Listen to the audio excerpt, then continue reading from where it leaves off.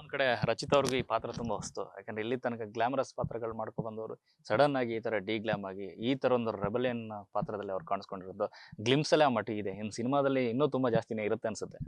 ಸಿಕ್ಕಾಪಟ್ಟೆ ಚೆನ್ನಾಗಿರುತ್ತೆ ಸರ್. ಒಂದು ಮಾಸ್ ವುಮೆನ್ ವಿಲೇಜ್ ಲೇಡಿ ಆಗಿ ಕಾಣಿಸ್ಕೊಂತಾರೆ sir Rachita madam. First time. ಅವ್ರೇನ್ ಹೇಳಿದ್ರೆ ಸಿನಿಮಾದ ಕತೆ ಕೇಳಿ ಮತ್ತೆ ಈ ತರದೊಂದು ತುಂಬಾ ಅದ್ಭುತವಾದ ಅದ್ದೂರಿಯಾದ ಮೇಕಿಂಗ್ ನೋಡಿ. ಯಾಕಂದ್ರೆ ಗ್ಲಿಮ್ಸ್ ಅಲ್ಲೇ ಗೊತ್ತಾಗುತ್ತೆ ಯಾವ ಮಟ್ಟದಿಂದ ಕೆಲಸ ಅಥವಾ ಪ್ರೊಡಕ್ಷನ್ ವ್ಯಾಲ್ಯೂ ಈ ಸಿನಿಮಾಗಿದೆ ಅನ್ನುವಂಥದ್ದು. ಮೊನ್ನೆ ಟೀಸರ್ ನೋಡಿದಾಗ ಅವ್ರು ತುಂಬ ಖುಷಿ ಪಟ್ಟರು ಸರ್. ಸೊ ಅವ್ರು ಹೇಳಿದ್ರು, ನಂಗೆ ಖುಷಿ ಆಯಿತು, ಮಾಡೋಣ, ಚೆನ್ನಾಗಿ ಮಾಡೋಣ, ಇನ್ನೂ ಪ್ರಮೋಷನ್ ಮಾಡೋಣ, ನಿಮ್ದೆಲ್ಲ ಪ್ರಮೋಷನ್ ಸಾಥ್ ಕೊಡ್ತೀನಿ ಅಂತ ಹೇಳಿದ್ರು. ನಾಳೆ ಅವರು ಬರ್ತಾ ಇದ್ದಾರೆ. ಖುಷಿ ಆಗುತ್ತೆ ಸರ್. ಒಬ್ಬ ನಿರ್ಮಾಪಕಂಗೆ ಇದಕ್ಕಿಂತ ಇನ್ನೇನು ಸರ್. ಚಿತ್ರ ಮಾಡಿರ್ತೀವಿ, ಬಂಡವಾಳ ಹಾಕಿರ್ತೀವಿ, ಅದಕ್ಕೆ ಈ ಥರ ಸಪೋರ್ಟ್ ಒಂದು ಸಿಕ್ಕಿದಾಗ ನಾವು ಇನ್ನೂ ಏನೇನೋ ಮಾಡೋ ಪ್ರಯತ್ನ ಒಂದು ಮಾಡ್ತೀವಿ.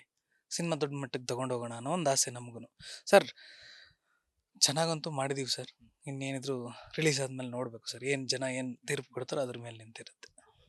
ತಂದೆ ಮಗಳ ಜುಗಲ್ಬಂದಿ ಬಗ್ಗೆ ಹೇಳೋದಾದ್ರೆ ವಿಜಯ್ ಸರ್ ಮತ್ತೆ ರಿತನ್ಯಾ. ಸರ್ ತುಂಬ ಚೆನ್ನಾಗಿರುತ್ತೆ ಸರ್. ತಂದೆ ಮಗಳು ಅದು ಸೀನ್ಸು, ಎಮೋಷನ್ನು, ಲವ್, ಬಾಂಡೇಜ್ ಎಲ್ಲ ತುಂಬ ಚೆನ್ನಾಗಿ ನ್ಯಾಚುರಲ್ ಆಗಿರುತ್ತೆ. ಯಾಕಂದ್ರೆ ಅವ್ರ ಸ್ವಂತ ತಂದೆ ಮಗಳಾಗಿರೋದ್ರಿಂದ ಮಗಳು ಅಂತ ಆ್ಯಕ್ಟ್ ಮಾಡೋದು ಬೇರೆ, ಸ್ವಂತ ಮಗಳೇ ಅಲ್ಲಿ ಇದ್ದು ತೊಂದರೆ ಅನುಭವಿಸ್ತಾ ಇರೋ ತಂದೆ ಸುಮ್ಮನೆ ಅಂತ ಇರಲ್ವಲ್ಲ ಸರ್. ಆ ಕೋಪ, ಸಿಟ್ಟು, ನೋವು, ಸಂಕಟ ಎಲ್ಲ ಸ್ಕ್ರೀನ್ ಮೇಲೆ ಕಾಣಿಸುತ್ತೆ ಸರ್.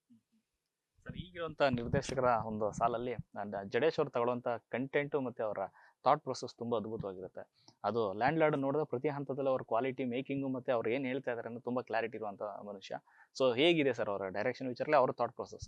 ಸರ್ ಅವರು ನೆಕ್ಸ್ಟ್ ಲೆವೆಲ್ ಕ್ಲಾರಿಟಿಲಿದ್ದಾರೆ ಸರ್.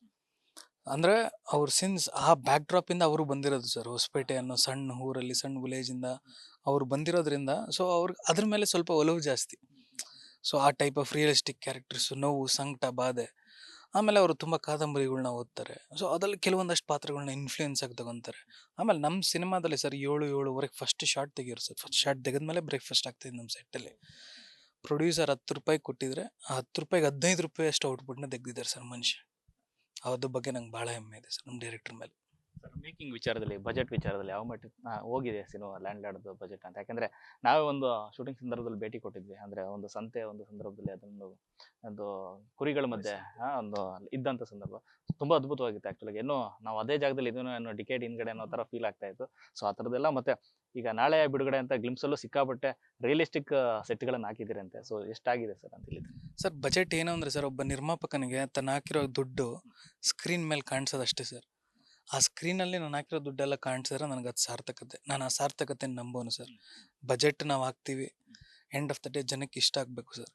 ನಾನು ಇಷ್ಟು ಹೇಳ್ತೀನಿ ಸರ್, ಕನ್ನಡದಲ್ಲಿ ಕನ್ನಡಿಗರಿಗೋಸ್ಕರ ಒಳ್ಳೆ ಕ್ವಾಲಿಟಿ, ಒಳ್ಳೆ ಕಂಟೆಂಟ್, ಒಳ್ಳೆ ಪ್ರೊಡಕ್ಷನ್ ವ್ಯಾಲ್ಯೂ ಇರುವಂಥ ಸಿನಿಮಾನ ತರ್ತಾ ಇದ್ದೀವಿ ಸರ್. ಇಷ್ಟು ಮಾತ್ರ ಹೇಳ್ತೀನಿ.